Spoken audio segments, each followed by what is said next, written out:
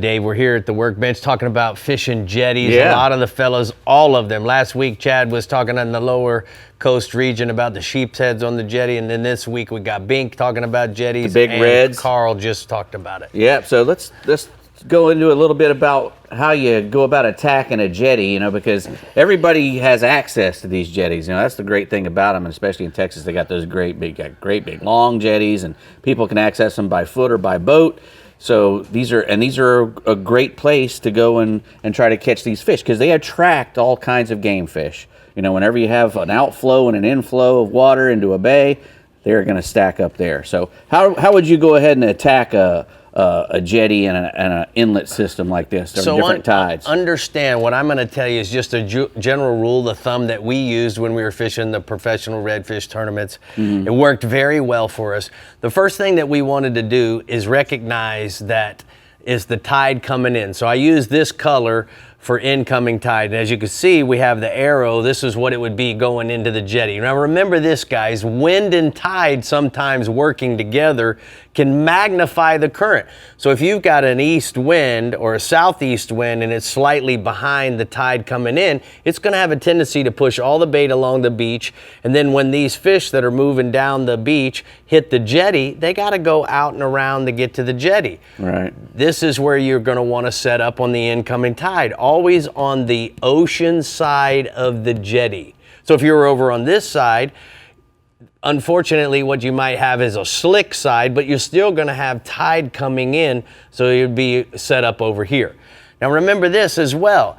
On the outgoing tide, what's going to happen is it's going to cause a big eddy as the tide flows out. This would be slick because the wind is being knocked down by the jetty itself. Right. But as this tide comes out, it causes this big whirlpool. Those fish don't want to be in that washing machine. No. They're going to move on the outgoing tide. They're going to move inside of the jetty, and this is where you're going to lay up.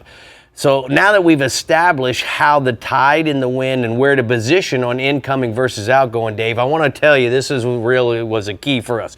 I drew what I thought the jetty looks like to me. So with it being said, here's this pyramid. Now, you only see in the very upper third or even upper 25% of the jetty. Yeah. The mistake that a lot of guys do is they get close enough to throw to the jetty, but down here on the bottom, they're actually getting snagged all the time because the pyramid don't realize it's coming out, sloping out. Yeah. What we learned, Paige and I learned, is that the fish would suspend and we would use deep crankbaits or vertical jig. Some of the other fellows would vertical jig, but where you had fish staging mid-depth, and then you also had fish staging at the bottom where they could lay a transition into the sand. So 20 to 30 feet is usually what the generalization is of all those jetties. Now you're gonna wanna use a pretty heavy rod so that you can stop these fish like this Pin Carnage.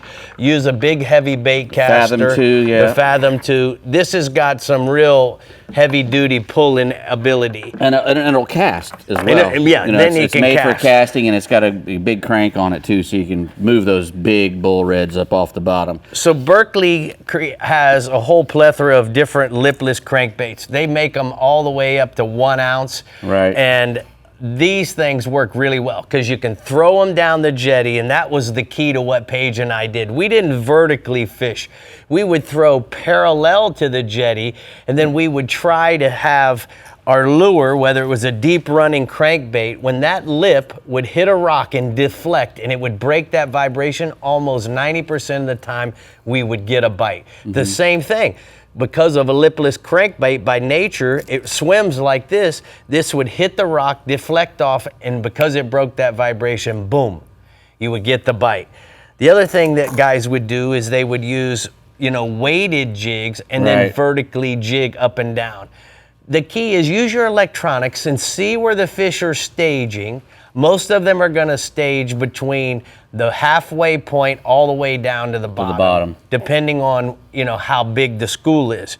You can also use jig heads and knocker rigs, which you created here, so you could sit anchored inside on the outgoing tide, and then put you a big table shrimp on this right here, or you could put a piece of chunk of mullet or fish bites and let it lay on the bottom. Stick it in the rod holder, let the rod holder hook him, because the rod holder's undefeated. He's the best. Rodney is the best. Every time. You know, you can put a fish bite shrimp. If this was a regular shrimp, we would just simply rig it like this on a jig head like you got here.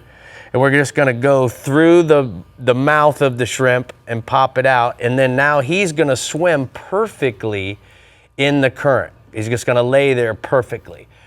And that's all you gotta do. Just bounce him on the bottom. You know, the big thing is, if you're gonna use artificials, you gotta make sure that you're in that transition. I like that last 5 feet of bottom. Yeah. Whether you're bouncing it off the rocks or bouncing it off the sand, that's where they're gonna be. No matter what kind of fishing it is, you gotta have your bait where they are. Absolutely. They gotta be in the zone. You did a good job tonight. I know, man. Wow, Dave. This is awesome. That's the least I ever heard you talk. He's definitely shared the whole enchilada. Hey, I was on that learning one. the whole time. Me You know, I too. like to learn a little bit.